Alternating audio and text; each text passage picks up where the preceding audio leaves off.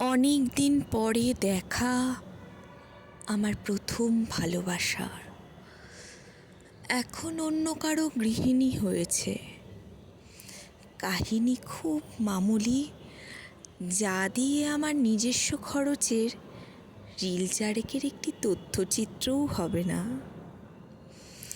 আমি যখন ওকে ভালোবাসতে শুরু করলাম, তখন একজনকে তুমুলভাবে ভালোবেসেছে, বিয়ে করলো তাকেই। তারপর এই দেখা, কবিতা ও ছবির প্রদর্শনী একটি বাড়িতে।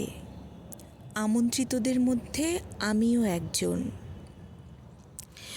কবিতার সঙ্গে ছবি, কবিতার বিষয় নিয়ে এই প্রসঙ্গে বক্তব্য রাখছিলাম।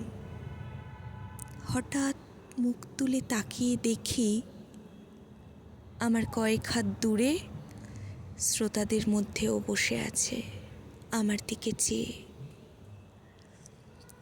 ক্ষোভ নয়, রাগ নয়, দুঃখ বা হাহাকারও নয়, ওকে দেখে অদ্ভুত এক প্রশান্তি ছড়িয়ে পড়ল আমার মনে। কবছর আগে কত কথা ছিল ওর সঙ্গে, সকাল বিকেল, তখন কত কথার জন্ম নিত আমার ভেতর। আর এখন ভালো থেকো, এ দুটি শব্দ উচ্চারণ করেই ফের মনোযোগী হয়ে পড়লুম বক্তৃতায়। শ্রোতারা আমার জন্য অপেক্ষা করে আছে।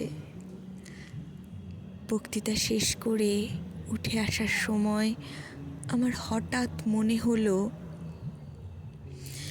ভালোবাসা ফুরিয়ে গেলেও যা থাকে তা আসলে ভালোবাসাই।